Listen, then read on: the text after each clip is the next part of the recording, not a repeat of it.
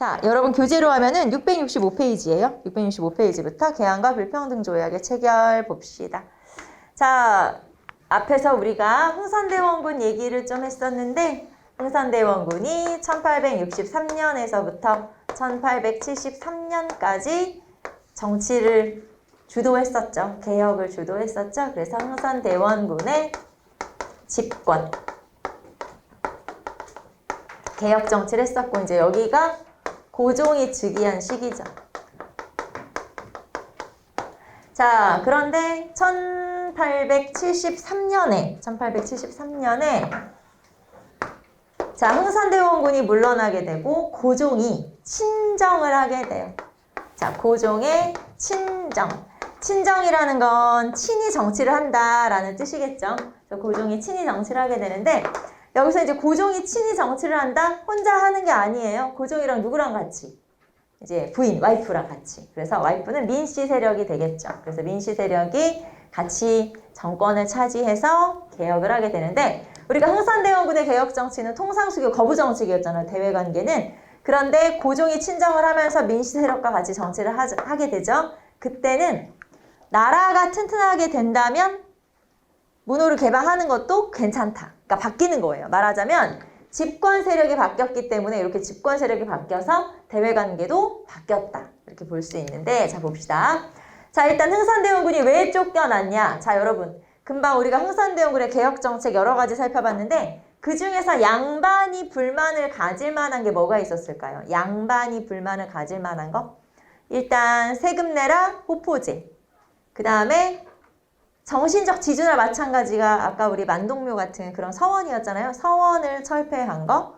이런 것들이 양반들이 가장 불만을 많이 가진 거고 그 중에서도 최익현이라고 하는 인물. 자, 지금 우리가 살펴볼 요 최익현도 그렇고 흥선대원군도 그렇고 정계에 한 번씩만 등장한 게 아니에요. 앞으로 몇 번 앞으로 나올 거예요. 그래서 흥선대원군 같은 경우도 이때 처음 집권하죠. 그리고 나서 두 번 더 정계에 진출하게 되거든요. 집권을 하게 되는데 이제 그게 언제인지 한번 체크해 볼 거고 최익현도 여기도 나오고 뒤에 강화도 조약체가 될 때도 나오고 뒤에 을사의병 때도 나오고 또 여러 번 나와요. 그래서 이런 인물들은 여러 번 등장하는구나.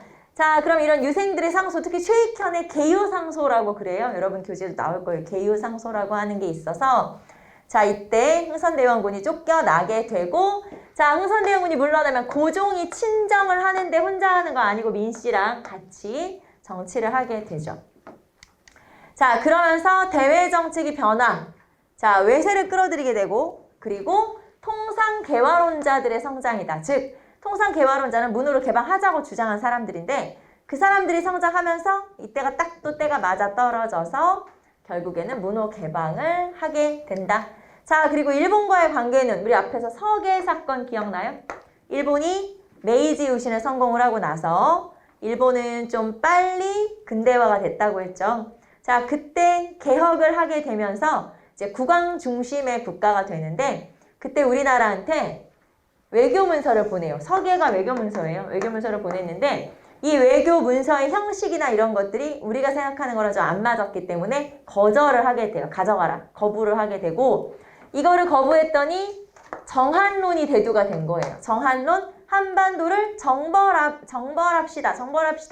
정벌해버리자. 이렇게 이제 주장을 하게 되고 실제로 한반도를 쳐들어온 건 아니에요. 이때는 한국을 쳐들어올 만한 그게 아니었고 또 타이완을 쳐들어왔어요. 그렇기 때문에 한반도를 쳐들어오지 않았지만 어쨌든 이렇게 정한론, 한반도를 정벌해버리자. 이런 게 대두가 되면서 결국에는 실제로 이게 운요 사건, 강화도 조약으로 이어지게 되죠. 자, 그러면 여기서는 여러분 따로 외우실 건 아니고 흥선대원군이 하야하면서 집권 세력이 바뀌고 대외관계가 달라졌다는 거. 그 정도 기억하시면 되겠고 그 다음에 정한론 대두가 70년대 초, 1870년대 초반기, 전반기구나. 이 정도 봐두시면 되겠네요. 자, 그러면 우리는 이제 조약으로 한번 가보도록 합시다. 자, 그러면 드디어 우리나라도 문호를 개방하게 되죠. 자, 그런데 이 문호를 개방하게 된 조약이 강화도 조약이고 이 강화도 조약을 체결할 수밖에 없게 계기가 있었어요. 그게 바로 운요호 사건이라고 하는 거죠. 자, 일본 군함 운요호가 우리나라를 계속 이제 주변을 알짱거린 거죠, 말하자면. 그래서 이제 위협을 가하게 돼요. 자, 얘네가 위협을 가하니까 우리 어떻게 해야 돼? 우리가 이제 먼저 공격을 한 거지. 그랬더니 얘네들이 이제 영종도, 말하자면 그 지금은 공항이 있는 곳이죠. 그 영종도를 쳐들어가서 노략질을 하고, 그러니까 이제 강화도를 위협을 하고 공격을 하게 되자 영종도를 공격을 했는데, 나중에 일본이 뭐라고 했냐면, 일본 깃발을 달았는데, 일본 국기를 달았는데, 너네가 공격을 한 건 이제 이거는 사실 이제 전쟁이다, 말하자면. 그렇게 표현을 하면서 우리나라에게 조약 체결을 강요하게 된 거예요. 그게 바로 운요호 사건. 자, 그래서 운요호가 초지진과 영종도를 습격하게 되고, 이때 우리도 피해를 많이 입었지만 오히려 일본이 조약 체결을 강요하게 되고 조약에 결국에는 강화도에서 사인을 했죠. 그게 바로 강화도 조약이에요. 자, 그래서 665페이지 보시면은 강화도 조약에서 맨 마지막에 운요호 사건 나와 있고, 자, 한 장 넘기시면 이제 드디어 조약을 체결했죠. 그래서 전권대사 신현과 구로다 사이에 자, 이제 조약을 체결하게 되는데, 자, 일단 우리는 성격 말고 내용 먼저 볼게요. 그래서 여러분 교재에 보시면 표로 나와 있죠. 내용 같이 볼게요. 자, 첫 번째, 조선은 자주국이다. 자, 조선은 자주국이다. 좋은 것 같아. 그냥 느낌 이제 볼 때는 좋은 것 같지만 이거는 무슨 뜻이냐면 청의 종주권을 부인하는 거예요. 이게 무슨 말이냐면 이 당시까지만 하더라도 청의 영향을 많이 받는 나라가 조선이었죠. 즉 조선은 청나라와 깊은 관계에 있었다 이 말이에요. 그런데 이 일본이 조선에 대해서 먼저 조약을 체결하면서 사실은 조선은 자주국이다라고 하는 게 조선한테 한 얘기가 아니라 청나라한테, 야, 조선이 이제 내가 찜했으니까 너네는 빠져. 약간 요런. 그래서 조선은 자주국이다. 청나라의 종주권을 부인하는 거고, 두 번째, 개항과 통상이라고 되어 있죠. 자, 이제 세 개의 항구를 열었어요. 그런데 실제로 조약 내용을 한번 보시면, 자, 보세요. 사관 한번 보세요. 조선국은 부산 이외에 2개의 항구를 개항하고 일본인이 왕래 통상함을 허가한다. 자, 처음에 문을 열었던 항구는 부산이에요. 그리고 앞으로 몇 년간 2개의 항구를 더 열겠다라고 본인들이 이제 선언하게 되고, 그러면서 2개의 항구를 열게 되는데, 자, 여러분 연도를 한번 보시면 원산이 1880년, 부산 인천이 1883년. 말하자면 한꺼번에 개항한 거냐, 순차적으로 개항한 거냐, 순차적으로, 알겠죠? 한꺼번에 개항한 거 아니고 순차적으로 개항한 거고, 그러면 강화도 조약이 체결될 당시에는 아직 어디만 개항한 거예요? 부산만 개항한 거예요. 점점점 시간이 갈수록 개항을 한 거고, 자, 그리고 개항을 했다는 거 이제 여기서 뭘 할 수 있어요? 통상, 무역을 할 수 있게 된 거죠. 그래서 일본이 들어와서 무역을 할 수 있게 되었고, 자, 그 다음에 3개의 항구를 열었다. 이거 그냥 아무 생각 없이 문 연 거 아니고요. 일본이 다 요구를 했는데 그게 다 목적이 있다는 거죠. 뭔가 원인이 있고 목적이 있는데, 자, 부산 같은 경우는 경제적 목적을 가지고 개항을 한 거예요. 부산은 원래 외관이라고 하는 일본과 무역을 하는 그런 뭐라고 할까요? 이제 관청이 설치가 돼서 이 외관을 통해서 무역을 하던 곳이에요. 그러니까 쉽게 말하면 내가 잘 알아. 부산에 대해서는 경제적으로도. 그러니까 개항을 한 거고, 원산은 러시아로 군대를 파견하기에 딱 좋은 곳이기 때문에 군사적 목적을 가지고, 인천은 서울로 들어가는 길목이잖아요. 그러니까 정치적 목적을 가지고 개항을 하나하나 순차적으로 한 거지, 다 그냥 아무 생각 없이 3개의 항구를 연 게 아니라는 거. 자, 그 다음에 세 번째 볼게요. 해안 측량권. 해안 측량권은 우리나라의 해안을 일본 배가 마음대로 왔다 갔다 하면서 어디에 뭐 있는지를 파악하겠다는 거니까, 사실은 일본이 우리한테 뭐라고 했냐면 너네 주변에 암초 많으니까 조사 좀 해야겠어. 근데 사실은 각 지역의 항구나 뭐 해안가에 어떤 시설이 있는지를 파악하기 위한 거니까 주권 침해. 이건 주권 침해에 해당하고요. 자, 제10관은 여러분 그 내용을 한번 읽어볼게요. 자, 같이 한번 봅시다. 일본국 인민이 조선국 지정의 각 항구에 머무는 동안에 죄를 범한 것은 조선국 국민에게 관계되는 사건일 때 모두 일본 관원이 심판한다. 자, 일본하고 문호를 개방해서 이 항구를 개항을 했잖아요. 그러면 개항한 그 지역을 개항장이라고 하죠. 이 개항장에는 이제 일본 사람들이 들어와서 장사를 할 수가 있어요. 여기 살 수가 있어.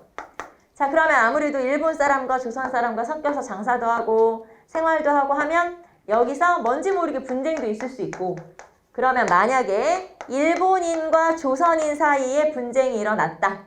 그럴 경우에 자, 이 일본 사람들에 대한 재판은 일본 공사, 영사가 한다. 외교관이 한다. 라고 하는 게 영사재판권 또는 치해법권이라고 하는 거예요. 치해법권 다른 말로 영사재판권이라고도 하고요. 자, 이게 무슨 말이냐면 만약에 개항장에서 일본인이 조선인을 때리거나 죽였다고 칩시다. 그러면 원래대로 하면 일본인을 우리나라 경찰서에 잡아가면 되죠? 조사를 하지? 재판에 넘겨?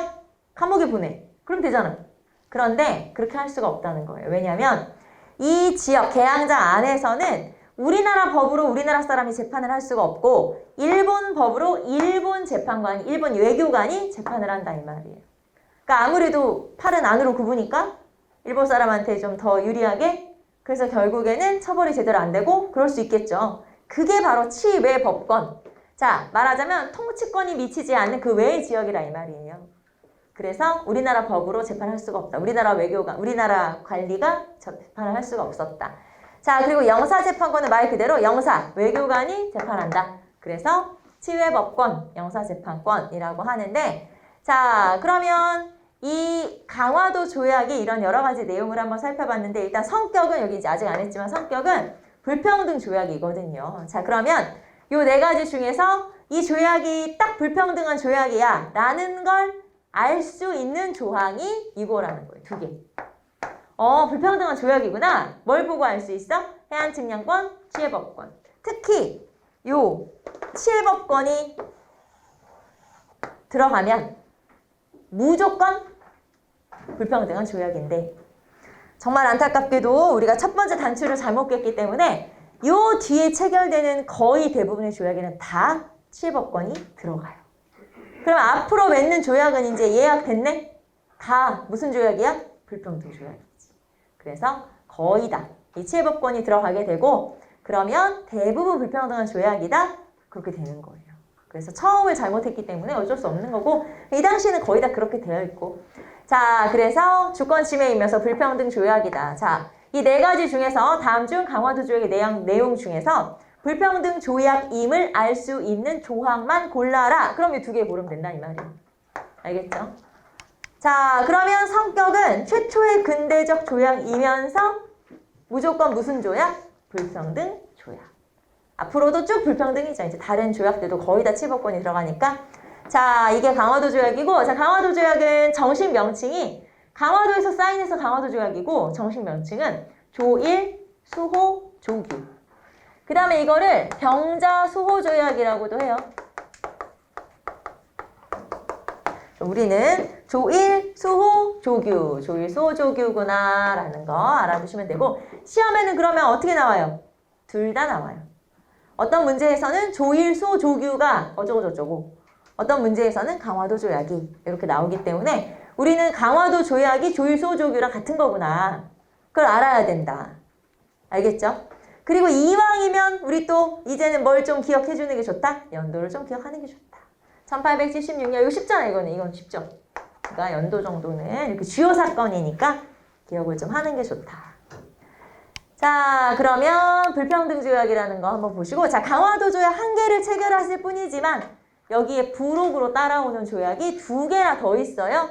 그래서 부속 조약이 두 개 있는데 자, 하나는 조일, 수호, 조규, 부록 말 그대로 조일, 수호, 조규, 부록이 하나 있고요. 자, 그 다음에 하나는 조일 통상장정 또는 무역규칙이라고 하는데 일단 내용부터 자, 첫 번째 간행이정 심리. 간행이정이라는 건 자, 개항장에서 일본인들이 살 수 있다고 했죠. 자, 일본인들이 살 수 있는 거류지의 범위를 말해요. 일본인들이 개항장에서 어디까지 살 수 있어? 심리까지만 살 수 있어. 심리는 4km예요. 근데 이게 요 지점 A에서 직선 4km가 아니고요. 개항장에서 둘레 4km예요, 말하자면. 그러니까 실제로는 이보다 훨씬 넓죠. 무슨 말인지 알겠죠? 그래서 이게 사방 4km예요. 직선 4km가 아니라. 그래서 훨씬 더 넓은 범위다라고 볼 수 있고 자, 그 다음에 두 번째, 일본 화폐 유통 허용. 자, 우리나라 개항장에서 물건을 사고 파는데 뭘 쓸 수 있어? 일본 화폐를 쓸 수 있다. 그러면 이거는 뭘 의미하냐? 일본이 우리나라에 경제적 침투를 할 수 있는 발판을 마련했다라고 볼 수 있어요. 왜냐면 막 남의 나라 돈 써도 돼? 우리나라 안에서? 그건 좀 안 되는 거지. 그런데 그걸 허용해버렸다는 거죠. 그렇기 때문에 일본의 경제적 침략의 침탈에 어떤 기반이 됐다, 바탕이 됐다. 그게 바로 일본 화폐 통용.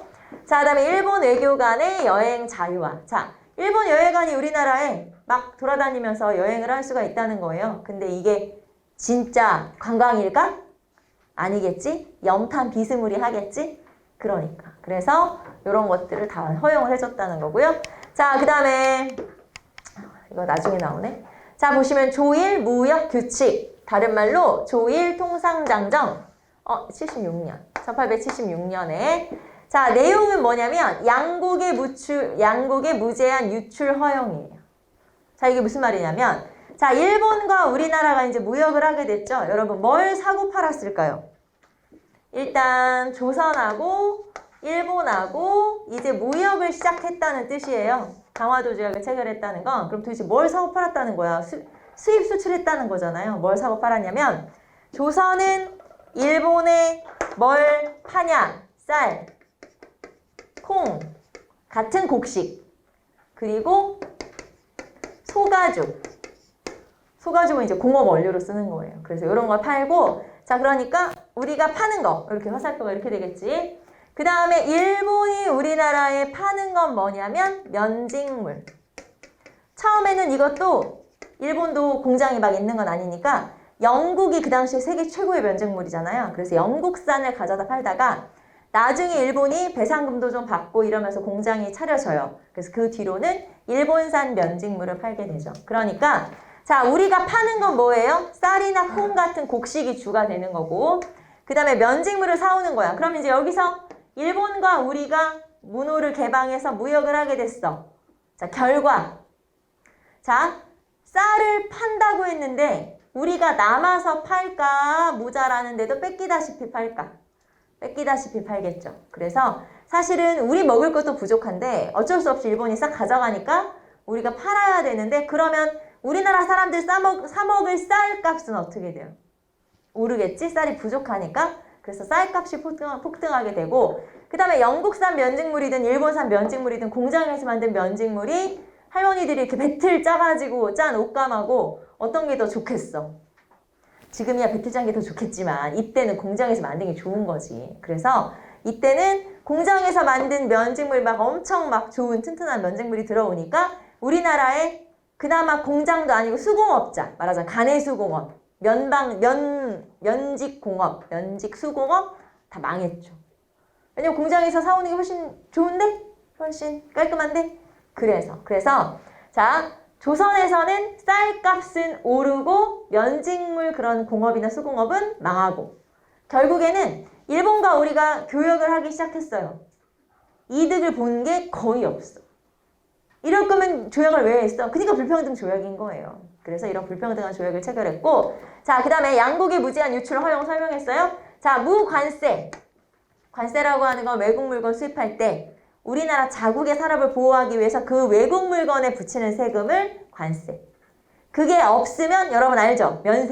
면세점 뭐 이런 거 알잖아요. 그래서 이 자국 물건을 보호하기 위해 자국의 산업을 보호하기 위해 세금을 붙이는 걸 관세라고 하는데 이때는 우리가 이 관세라는 개념 자체가 없었기 때문에 그냥 일본이 무조건 강화도 조약 들이밀면서 야 사인했어. 나중에 알고 보니까 이게 너무 손해를 많이 본 거예요. 그런 경우가 많았거든요. 그래서 여기도 무관세. 그 다음에 우리나라 근처를 항해할 때 항세를 받아야 돼. 근데 그것도 일본한테는 무항세. 그래서 완전 일본한테 다 이제 잘 모르고 퍼준 거지. 자, 그게 바로 조일 무역 규칙 또는 조일 통상장정이라고 하는데 이 조일 통상장정에 대해서는 여러분하고 또 할 얘기가 많아요. 그래서 이건 이제 나중에 또 나올 거니까 얘기하고. 자, 우선은 여기까지만 알아두시면 돼요. 강화도 조약이 부록 2개. 하나는 조일 소조교 부록. 하나는 조일 통상장정 또는 조일 무역 규칙. 자, 그래서 이렇게 부록이 2개 있고 결과 일본의 경제적 침략의 발판을 마련하고 산업보호 안 되고 무관세니까 당연히 산업보호 안 되고 쌀값은 오르고 요 쌀값 폭등 알아두시면 되겠죠. 그래서 여기서는 요거 체크해 볼까요? 요 쌀값 폭등 그 다음에 요 조일 무역규칙, 요 조약 이렇게 체크 한번 해봤어요. 자, 그러면 이제 우리는 강화도 조약으로 일본과 처음으로 조약을 체결하고 문호를 개방했어. 자, 이제 두 번째 조약으로 갈게요. 두 번째 조약은 누구랑 체결했냐? 미국이랑 체결하게 되고요. 서양하고는 처음. 그 다음에 미국하고는 이제 서양하고는 처음이고 전체로 보면 두 번째. 그게 바로 조미수호 통상조약이죠. 조미수호 통상조약. 자, 그러면 조미수호 통상조약의 배경 봅시다. 자, 연미론이라는 게 대두돼서 연미론은 미국과 연결돼야 된다. 연결돼야 된다. 그게 바로 연미론이에요. 자, 그러면 우리는 연미론에 대해서 한번 보도록 할 건데 일단 여기서 뭘 좀 체크할 거냐면 이 조선책략이라고 하는 책이에요. 조선책략이라고 하는 책에 대해서 한번 체크해 봅시다. 자, 조선책략은 김홍집이라고 하는 2차 수신사. 2차 수신사는 일본에 사절단이 파견된 거예요. 그래서 일본에 2차 수신사라는 사절단이 파견됐는데 이 수신사가 가지고 들어왔어요. 자, 그러면 이 책은 누가 쓴 거냐? 쓴 거는 황준셴이라고 하는 사람이 썼어요. 딱 보니까 우리나라 사람 아니죠? 황준셴. 중국 사람. 자, 김홍집이라고 하는 사람이 2차 수신사로 일본에 파견이 됐을 때 중국의 외교관이었던 황준셴도 일본에 파견이 된 거예요. 만났어. 그래가지고 이제 이때 말은 안 통하니까 대화를 했겠지? 이때는 조선 사람과 청나라 사람이 필담을 나눌 수가 있었어요. 왜냐면 지금처럼 중국이 그런 간체자라고 해서 이렇게 약자를 많이 쓰기 전이기 때문에 한자를 알면 중국 사람이든 일본 사람이든 조선 사람이든 다 대화가 가능했었어. 그래서 이제 서로 대화를 나눠보니까 이 황준원이라고 하는 사람이 너무 식견이 있고 괜찮아. 대화를 막 해보니까 이 사람이 이제 뭐라고 하냐면 자, 너네 조선이 앞으로 나아가야 될 방향을 내가 알려줄게. 그게 조선 책략이에요. 그래서 요 조선 책략의 내용은 뭐냐면 자, 너네 나라는 러시아를 방어해야 할 것 같아. 러시아를 방어하면 괜찮을 것 같아. 그리고 러시아를 방어하려면 어떻게 해야 되는지 알아? 친중국, 결일본, 연미국 해야 돼. 친중국, 결일본, 연미국 해야 된다. 이렇게 이제 주장을 하게 되죠. 그래서 요 내용을 딱 들어보니까 김홍집이가 너무 괜찮아. 그래서 이거를 이제 이 사람이 했던 말들이나 이렇게 대화나 이런 것들을 책으로 엮어서 책으로 이제 가지고 들어와서 고종한테 이제 시찰 갔다 왔으니까 보고서 올려야 되잖아요. 그래서 보고서로 이제 올리게 됐죠. 그랬더니 고종이 읽어보고서 너무 괜찮다는 거예요. 그래서 막 인쇄 쫙 해가지고 유생들한테 쫙 돌려라. 그러면서 요 조선책략이라는 책이 이제 우리나라에 들어오게 되는데 자, 조선책략을 가만히 보면 우리는 누구를 막아야 되고 러시아를 막아야 되고 자, 그러면 러시아를 막으려면 중국이랑 친하고 일본이랑 맺어지고 뭐 미국이랑 연결되고 그래야 되는데 쉽게 말하면 중국, 일본, 미국이랑 너네가 친하게 지내면 돼. 그러면 러시아를 방어할 수 있고 그러면 너네가 잘 살 수 있어. 이제 앞으로 괜찮을 수 있어. 이렇게 제시를 해준 거예요.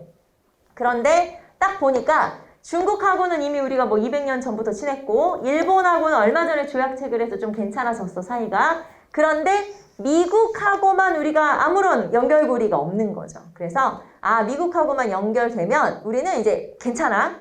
그래서 미국하고의 연결을 추진하게 되는데 그게 바로 연미론. 그래서 미국과 조약 체결하자. 이렇게 된 거고 그 다음에 중간에서 청이 알선을 했어요. 청의 알선이 무슨 말이냐. 자, 청나라는 조선이 뭐 내 속국 비슷하다고 생각을 했었는데 일본이 먼저 조약을 체결하니까 청나라가 이제 화가 난 거야. 그래서 여러 나라들과 조선이 조약을 체결할 수 있도록 중간에 알선을 하게 돼요. 왜냐면 그래야 이 일본과의 조약이 별 의미가 없다 해야 되니까 그래서 청나라가 여러 나라들과 조약을 알선하게 되고 이런 청의 알선으로 미국이 우리나라와 조약을 체결하게 됐다. 그게 바로 조미수호 통상조약이고 자, 이게 무슨 말이냐면 조약을 체결하는 과정에서 청나라는 조선을 속방이라고 하면서 그렇게 표시를 하려고 했었어요. 그러니까 무슨 말이냐면 청나라의 속방이 조선이야. 이렇게 이제 조약에다가 넣으려고 했는데 미국이 거절했죠. 왜냐면 청나라 속국인데 미국이 왜 조약을 체결하겠어? 그쵸? 청나라 속국이랑 미국이 왜 조약을 체결해? 그래서 미국이 거절했지. 아니거든? 조선이 자주국이라는 걸 우리는 알고 있다. 그러니까 쓸데없는 소리 하지 마라. 그래서 결국에는 속방이라고 하는 이 문구를 넣으려고 했어요. 조선이 속방인데 조약을 체결하는 거야. 그런데 이 속방 규정을 이제 이 구절을 빼버릴 수가 있었죠. 미국이 이제 거절하는 바람에. 자, 그러면 조미수 통상조약의 내용을 한번 보도록 할게요. 여러분은 내용 알아두시면 돼요. 자, 내용 볼까요? 첫 번째, 거중조정. 자, 거중조정이라는 건 뭐냐면 다른 제3국과 분쟁이 생겼을 때 서로 도와주기로 한 거죠. 그게 바로 거중조정이에요. 자, 조선과 미국 사이에 조약이 체결됐어요. 만약에 조선이 A라고 하는 제3국과 분쟁이 생겼을 때 미국은 조선을 도와주겠다. 서로 도와주기. 이게 바로 거중조정이라고 하는데 실제로는 그럼 나중에 미국이 도와줬냐 우리를? 안 도와줬어요. 왜냐하면 자, 우리가 을사조약이 체결됐죠. 외교권을 뺏겼어. 그래서 너무 이제 우리가 답답하니까 이때 이 거중조정이 생각이 난 거예요. 미국한테 도와달라고 하자. 그래서 미국에 사절단을 파견해요. 특사를 파견하죠. 워싱턴 특사를 파견하는데 자, 미국의 대통령이 안 만나줬어요. 왜냐하면 이미 일본과 미국은 비밀 협약을 체결했어요. 가스라 테프트 밀약이라고 해서 이미 미국은 일본 편이 돼버린 다음인 거죠. 근데 이제 우리가 도와달라고 한 거야. 거기다가 모르고 밀약이니까. 그래서 오히려 이 거중조정이라고 한 건 사실 누가 먼저 깨버렸다? 미국이 먼저 깨버렸다. 라고 볼 수 있어요. 어쨌든 거중조정이 있고 자, 치해법권. 아까 치해법권 들어가면 무조건 불평등한 조약이라고 했죠. 자, 그럼 미국과의 조약도 역시 불평등한 조약. 당연히 불평등한 조약이고 자, 하지만 그래도 좀 개선된 면이 있어요. 자, 우리가 강화도 조약 체결하고 깜짝 놀랐잖아요. 나중에 무관세 이런 것 때문에. 그래서 미국에게는 관세를 달라고 이제 얘기를 하죠. 협정 관세를 달라. 그래서 드디어 관세를 우리가 받을 수 있게 된 거고 그래서 관세 부과 내용이 들어가고요. 자, 그 다음에 세 번째는 최혜국 대우 들어가죠. 최혜국 대우. 자, 이거 두 개 다 체크 한번 해볼까요? 관세도 중요하고 최혜국 대우도 중요하다. 최혜국 대우는 뭐냐면 이게 이익균점이라고 해서 자, 조선과 미국 사이에 조약이 체결됐는데 그 뒤로 조선이 A라는 나라와 조약을 체결을 했어요. 그런데 이 A라는 나라와 조약을 체결하면서 A라고 하는 나라에게 조선이 혜택을 하나 준 거예요. 혜택. 뭔가 혜택을 플러스 하나 줬어. 자, 그러면 미국이 저거 왜 A한테만 주냐? 나한테도 최혜국 대우 규정이 있으니까 나한테 달라. 그러면 조선은 미국에게 똑같이 혜택 한 개를 줘야 되는 거예요. 쉽게 말하면 최혜국 대우라는 말 자체가 무슨 말이냐면 나를 다른 나라들과 비슷하게 최고로 대우를 해달라. 그러니까 이런 거죠. 쟤한테 뭘 하나 해줬으면 나한테도 하나 해줘. 이게 최혜국 대우예요. 실제로 나중에 우리나라 왕과 왕세자가 러시아 공사관으로 가서 피신을 1년 동안 했었는데 그때 미안하니까 러시아한테 혜택을 하나 줬는데 러시아한테 하나 주자마자 다른 나라들이 난리 난 거예요. 왜 쟤한테만 줘? 나한테도 줘야지. 그래서 우리나라가 이익이 되는 권리를 다 하나씩 나눠줄 수밖에 없어. 뭐 하나씩이라고 표현했지만 다 나눠줄 수밖에 없었다는 게 최혜국 대우. 자, 그럼 시험에 만약에 최혜국 대우가 최초로 규정된 조약이 뭐냐? 물어보면 조미수 통상조약. 자, 관세 규정이 최초로 규정된 조약이 뭐냐? 조미수 통상조약. 알겠죠? 이 두 가지를 체크해 놓은 이유가 있어요. 이 두 가지가 물론 거중조정도 있고 하지만 더 의미가 있는 건 요 관세랑 최혜국 대우랑 이 두 가지가 의미가 있기 때문에 체크. 자, 그러면 서양과 맺은 최초 그 다음에 불평등 조약. 왜냐면 치해법권 들어가니까 불평등 조약이고요. 자, 그 다음에 결과 우리랑 미국이 조약을 체결하고 미국이 우리나라에게 외교관을 파견했어요. 그러자 그럼 우리도 파견해야지. 그래서 우리도 관리를 파견하는데 이제 공무원 파견하는데 우리가 이때 미국에 가서 막 공관을 지어가지고 막 외교 활동을 하는 건 어렵잖아요, 사실. 그래서 이때는 보빙사라고 하는 사절단이 파견되는데 자, 민영익이라는 사람을 전권대사로 해서 이렇게 파견이 됐고요. 자, 이 민영익을 비롯한 우리나라 대신들은 우리는 이제 사신단은 우리나라에서 일본으로 가서 일본에서 배를 타고 한참 걸려서 이제 태평양 쪽에 있는 미국에 도착을 한 거죠. 그리고 반대쪽 끝으로 가야 워싱턴이 있잖아요. 워싱턴에 대통령이 있으니까. 그래서 이제 대륙을 또 횡단해가지고 자, 그리고 나서 결국 워싱턴에 도착을 해서 대통령을 만나죠. 그리고 그 중에 일부는 대서양만 건너면 유럽이니까 유럽도 순방을 해요. 유럽을 이제 또 한번 돌아보기도 하고 그 중에 일부는 또 보빙사 중에 일부는 육일준 같은 인물이 육일준, 윤치호 이런 인물들은 아예 미국에 남겨져요. 너는 여기 남아서 공부해. 유학생 쉽게 말하면 유학생. 그래서 우리나라에서 처음으로 이 보빙사를 따라갔던 사람들 중에 보빙사 일원 중에서 이제 유학을 하고 돌아온 사람들이 있었는데 그게 이제 우리 알고 있는 육일준 같은 인물인 거죠. 자, 그래서 보빙사 그리고 나서 몇 년 뒤에 드디어 우리도 공사를 파견했어요. 1887년에 박정향이라는 사람을 필두로 해서 공사로 파견을 했는데 실제로 그러면 외교관으로서의 활동을 제대로 할 수가 없었던 게 청나라가 너무 방해를 해가지고 막 우리가 막 이런 거 막 해놓으면은 와가지고 막 쉽게 말하면 이제 방해를 하고 그래서 결국에는 제대로 외교관으로서의 활동을 잘 하지 못해요. 근데 어쨌든 노력은 하게 되죠. 자, 여기에선 여러분이 조선책량 제가 금방 설명했고 그 다음에 관세부가 최애국대우 이 두 가지 조항이 들어간다는 거 요거 알아두시면 돼요. 자, 그럼 이제 미국하고 조약을 체결했어. 그 다음에는 또 다른 여러 나라들과 조약을 체결하는데 여러분 교재를 보시면은 자 668페이지 맨 아래쪽에 보시면 여러 나라들과의 조약이 체결돼 있죠? 나와 있죠? 한번 보시고 자 청나라하고는 조청상민수륙무역장정이라는 조약을 체결해요. 이거는 이모군란이라는 사건의 결과 체결한 거고요. 영국하고는 1882년에 조약을 체결했지만 관세라든가 아편 문제 같은 걸로 이게 이제 조인이 좀 늦어져서 1883년에 통과가 되고요. 자, 독일은 치해법권이나 최애국대우 규정이 들어가는 1883년에 조약이 체결되고 자, 그러면 요 영국과 청나라는 영국과 독일은 청해 알선에 의해서 청나라가 또 막 갔다가 조약 체결하려고 하니까 체결을 했지만 러시아는 독자적으로 그래서 이거는 청과 일본의 견제로 외교관계 수립이 좀 늦어졌지만 어쨌든 독자적으로 체결되고 자 프랑스하고는 좀 다른 나라들이 82년, 83년 체결할 때 프랑스는 좀 늦게 그게 1886년에 체결하는데 자 이렇게 프랑스가 좀 늦어진 이유는 만약에 프랑스와의 조약을 체결한다? 그러면 프랑스 사람들이 우리나라에 마음대로 오겠죠? 근데 여러분 1880년대에 프랑스 사람이 우리나라에 왜 오겠어? 선교사들이 오는 거지. 그러니까 선교사들이 오게 되면 천주교 포교를 허용해줘야 되는데 그것 때문에 조금 미루다가 결국에는 1886년에 조약을 체결하게 되죠. 그래서 이때부터는 선교사의 어떤 포교의 자유나 뭐 이런 것들이 모두 허용이 되더라라고 하는 거고요. 자 여기에서는 다른 거 없어. 이거 기억하시면 돼요. 자 독자적으로 조약을 체결한 나라 어디? 러시아, 프랑스. 특히 프랑스는 천주교 전파와 관련이 있다.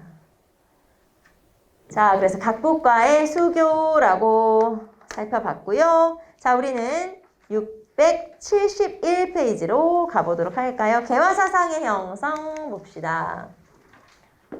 자, 개화사상. 북학파를 계승했죠. 알죠, 우리 여러분? 북학파 실학을 계승한 거. 자, 그래서 북학파를 계승했고 선구자. 자, 선구자 한번 볼까요? 자, 선구자는 박규수. 박규수는 양반 출신이고요. 박지원의 손자예요. 박지원의 손자니까 어렸을 때부터 할아버지 영향을 되게 많이 받았겠지? 자, 그 다음에 오경석은 역관 출신이죠. 역관. 역관은 통역관. 그래서 통역관은 조선시대에 돈을 좀 많이 벌 수 있었잖아요. 그래서 경제력도 좀 괜찮다. 자, 오경석은 청나라 왔다 갔다 하면서 자, 영환쥐략 책 제목이에요. 그 다음에 해국도지 책 제목이에요. 자, 그래서 영환쥐략과 해국도지 같은 책을 가지고 들어와요. 자, 그럼 이런 책을 가지고 들어와서 이 책을 친구에게 주는 거야. 친구가 유홍기 또는 유대치라고 불리는데 자, 이 사람을 뭐라고 다른 별명이 있었냐면 백의정승이라고 그랬어요. 그래서 이 사람이 굉장히 똑똑해서 여러 가지 정책을 만들어내는 역할을 하게 되죠. 자, 그래서 오경석과 유홍기가 원래 친구인데 이제 우리들끼리 뭔가 이제 연구하고 하니까 양반 친구 하나 있어야 되겠다. 그래서 찾아간 게 바로 박규수였었고 이 세 사람의 사랑방에서 우리나라 개화파의 대부분이 나왔다라고 보시면 되겠죠. 자, 그리고 나서 영환쥐략 해국도지 나와 있고 자, 그 다음에 이제 이렇게 성장을 했던 세력이 나중에 하나의 정치 세력으로 딱 자리 잡게 되는데 자, 그들이 누구냐? 이 사람들이죠. 김옥균, 박영효, 홍영식, 서재필도 그렇고 서광범 이런 사람들. 자, 이 사람들은 1870년대에 정치 세력이 되고요. 그러니까 이런 거지. 우리가 공부를 하고 있었어. 그런데 내년에 여러 개화와 관련된 관청이 여러 개 생긴 거야. 자, 나는 공부를 하고 있었는데 공무원 TO가 생긴 거나 마찬가지죠. 그러니까 이 젊은이들이 정계에 진출을 하게 되면서 하나의 세력으로 더욱더 이제 확고하게 만들어진 거죠. 자, 그래서 1880년대에 정계 진출. 자, 그러면서 개화 정책의 핵심 관료가 된 사람들이 모두 다 이 세 사람 밑에서 배웠던 사람들이에요. 그러니까 어떻게 보면 우리나라 개화파를 뭐랄까요? 이제 교육시킨, 말하자면 일으킨, 만들어낸 이런 사람들이다라고 볼 수가 있고요. 자, 그러면 우리는 4절단, 이제 정부의 정책이에요. 여러분, 정부 정책. 자, 정부 정책에서는 672페이지 한번 볼까요? 정부 정책. 자, 일본의, 여러분 책에는 지금 672페이지 수신사 1차, 2차, 3차 나와 있죠? 자, 그 다음에 673페이지에 시찰단에서 조사 시찰단이 나와 있어요. 저는 이 두 개를 합친 거죠. 네, 따로따로 나와 있는 내용을. 자, 그럼 봅시다. 일본의 1차 수신사. 자, 쭉 한번 써볼까요? 1차, 2차, 3차, 그리고 조사 시찰단까지. 그래서 요 사절단을 5개, 4개를 다 묶어놨어요. 자, 1차 수신사로 일본에 파견됐던 김기수는 돌아오면서 일동기유라는 책을 남기고, 자, 2차 수신사 김웅집은 올 때 뭘 가지고 들어왔냐면 조선책략이라는 책을 가지고 들어왔죠. 자, 여기다 따로 안 써도 되겠죠, 여러분? 조선책략이라는 책 알죠? 자, 황준센이 썼고 내용은 러시아 방어하기 위해서 친중국, 결일본, 연미국 해야 된다. 영향은 조미수 통상조약, 그리고 이 사람들도 위정척사 운동을 하게 돼요. 1880년대, 70년대, 80년대 넘어가면서. 자, 그럼 봅시다. 2차 수신사 김홍집 조선책략. 자, 그 다음에 3차 수신사는 박영효였는데, 자, 요 3차 수신사는 여기다 써볼까요? 이모군란의 결과 우리나라에서 사죄사가 파견돼요. 그러니까 일본이 너네 우리한테 사죄하러 와라. 그래서 사죄사를 파견하기도 하죠. 자, 그래서 3차 수신사는 박영효. 그리고 이 박영효의 에피소드 중에 이거 있죠. 자, 다른 나라는 모두 깃발이 달려있는데 왜 우리나라는 깃발이 없습니까? 만듭시다. 그래서 만들었어. 그게 태극기였지. 그래서 태극기를 처음으로 사용했다. 라고 하는 게 바로 3차 수신사 일본 가면서. 자, 그래서 1차, 2차, 3차. 자, 그리고 나서 조사 시찰단을 파견하죠. 지금 여기 순서가, 연도가 다른 이유는 순서상 1차, 2차 조사시찰단, 3차 수신사. 이해되죠? 네, 지금 여기서 연도를 써놓은 이유는 그거예요. 그거 구분하시면 돼요. 이해되나요? 그래, 시간이 우리가 또 이해할 시간이 아니야. 좀만. 자, 봅시다. 여기 보시면 이렇게 1차, 2차, 3차 수신사, 조사시찰단 누구를 파견했는지 체크해 보시고 시기도 한번 봐두시고. 자, 그러면 일본에 파견한 사절단이 이렇게 되면, 자, 청나라에도 사절단을 파견했다. 청나라에 파견한 사절단을 영선사라고 그래요. 자, 이 영선사는 김윤식이라는 사람이 필두가 돼서 이제 사람들을 데리고 가는데, 이때 사실 누구를 보냈냐면 유학생들을 파견하게 돼요. 그래서 약 30여인의 유학생들을 파견해서 그 유학생들로 하여금 청나라에 무기 만드는 기술을 배워오도록 했어요. 자, 영선사 김윤식을 필두로 해서 유학생을 파견해서 무기 제조를 배워오도록 했는데, 자, 그러면 유학을 보냈으면 무기 만들어야 되니까 몇 년 동안 공부해야 되잖아요. 그런데 일단 우리나라가 재정이 부족하기도 하고 애들도 좀 들돌돌해, 말하자면. 그래서 이 사람들은 1년 만에 귀국을 하게 돼요. 자, 1년 만에 귀국을 하게 됩니다. 그런데 1년 만에 귀국을 했어도 그래도 이제 배운 건 있으니까 우리나라에서 무기 만드는 관청이 근대적으로 만들어지는데 그게 바로 기기창이에요. 그래서 기기창을 만들 수 있는 계기가 된 게 바로 영선사. 자, 그 다음에 아까 미국에 파견한 사절단을 뭐라고 했어요? 보빙사. 그래서 보빙사가 파견되고, 자, 그리고 미국 공사 파견에 담례를 이렇게 파견했던 게 바로 보빙사라고 하는 거죠. 자, 여러분 이게 너무 디테일하게 들어가면 복잡하면 여러분은 자, 일본에 파견한 사절단 뭐라 그래요? 수신사, 조사시찰단. 자, 미국에 파견한 사절단, 보빙사. 청나라에 파견한 사절단, 영선사. 이렇게 한번 봐두시고 이런 것들이 순서로 나올 때가 있었어요. 근데 이제 여러분이 헷갈리는 건 영선사가 먼저냐, 조사시찰단이 먼저냐. 같은 1881년이니까. 이럴 경우에는 조사시찰단이 먼저. 네, 영선사가 나아죠. 자, 그래서 한번 쭉 읽어보시고. 자, 이게 바로 여러분.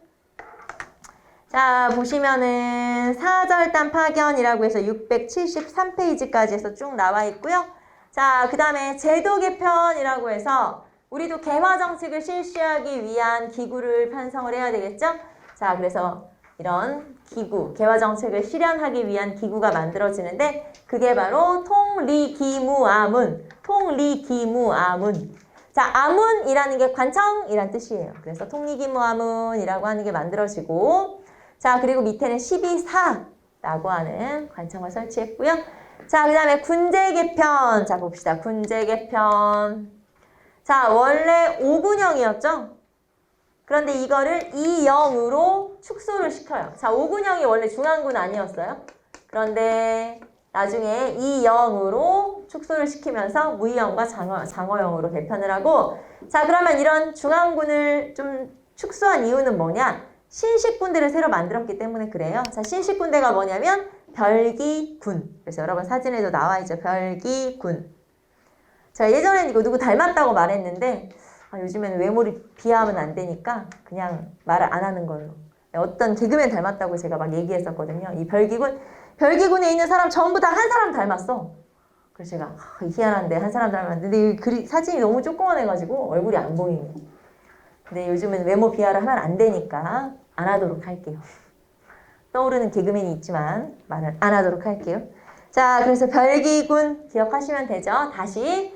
자, 5군형은 2형으로 신식군대 별기군 창설. 그러면 2형은 90군대가 되는 거예요. 이 사람들이 이제 90군대인 거고 신식군대의 별기군을 만들었는데 양반 자제들을 대상으로 해서 만든 그리고 일본 교관이 와서 교육을 시키는 거예요. 그래서 일본에서 호리모토 레이조라고 하는 교관이 와서 교육을 시키기도 했던 게 바로 요 별기군이라고 하는 거죠. 자, 그래서 사절단 파견 그리고 별기군까지 체크를 한번 해봤고요. 연무공원은 뭐 여러분이 한번 읽어보시고 자, 우리는 위정척사로 갑시다. 위정척사. 자, 일단 의미부터 살펴볼게요. 위정. 앞에서 우리가 개화사상을 살펴봤으면 이제 위정척사, 위정. 자, 정도를 지키고 사학을 배척한다. 자, 그러니까 정도라는 건 우리 전통, 뭐 성리학 이런 것들은 지키고 자, 사학은 천주교라든가 서양 문물 이런 것들은 배척하자. 그래서 어떻게 보면 통상수교 거부 정책과 이렇게 딱 맞아떨어진다 라고 볼 수 있고요.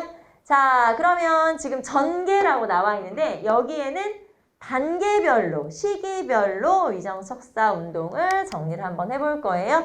자, 1860년대는 통상반대 운동. 자, 1860년대는 서양의 이항선들이 출몰할 때고 이항선이 원하는 건 통상.